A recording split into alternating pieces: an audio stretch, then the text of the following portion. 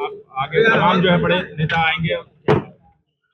नहीं, आज पूरी तरीके से ये 8 तारीख को हम लोग ये रैली करने जा रहे हैं, जो शास्त्री घाट पर 11 बजे आयोजित है।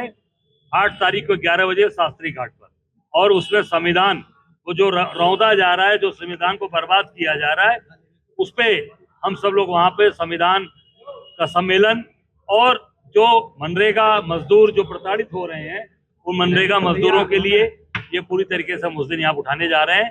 और हमारे वहाँ उसमें हमारे 5 सांसद जो हमारे उत्तर प्रदेश के हैं, इमरान मसूद, धनुष पुनिया, उज्जवल रमण जी, और हमारे राकेश राठौर जी, किशोरी लाल जी, सब लोग, हमारे राष्ट्रीय प्रभारी अविनाश पांडे जी, हमारे राष्ट्रीय चेयरमैन पवन खेड़ा जी, सब लोग उसमें आ रहे हैं।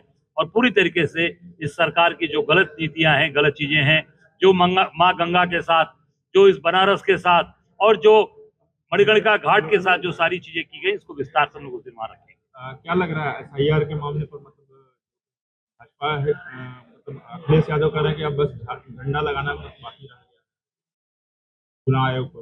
देखिए, मैं तो नहीं कहना चाहूंगा, चुनाव आयोग तो पूरी तरीके से इनके साथ मिला हुआ है।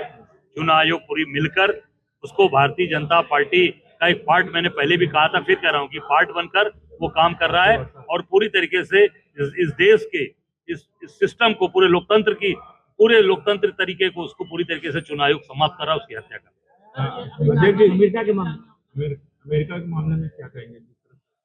अमेरिका के बारे में मैंने बताया कि जिस तरीके से अमेरिका के हाथ में पूरी तरीके से मोदी जी ने अपनी गुलामी लिख दी है, और पूरी तरीके से उनके सामने सरेंडर कर दिया है, चाहे वो वेनेजुएला से तेल लेने की बात हो, चाहे वो किसान अब अमेरिका के किसानों का सारा सामान हिंदुस्तान में बिकेगा। हिंदुस्तान के किसान कहाँ जाएंगे किसान?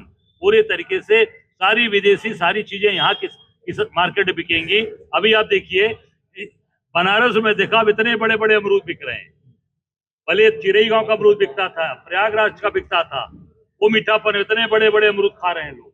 सारे विदेशी फल, सारी चीजें, हमारा देश कहाँ जाएगा? हमारे देश के किसान कहाँ जाएंगे?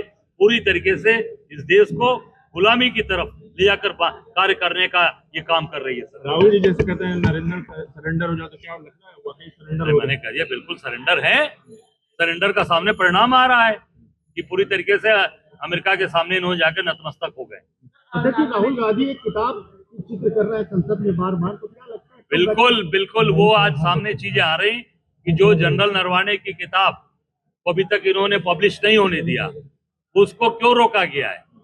इस देश का जनरल, आर्मी का चीफ था जनरल, उनकी किताब को रोका जा रहा है। इसका मतलब कि वो देशभक्त, देश के लिए उन्होंने बात उठाई अपनी किताबों में, देशभक्त अगर सरकार अपने आप को बोलती है, तत्काल उनकी किताब का पब्लिश करावे, उसको तत्काल उसको देश के सामने लाए। और जो राहुल गांधी जी कह रहे हैं कि रक्षा मंत्री, प्रधानमंत्री की सारी पोल खुलेगी, और आदरणीय नेता राहुल गांधी जी को बोलने दिया जाए, हमारी मांग है।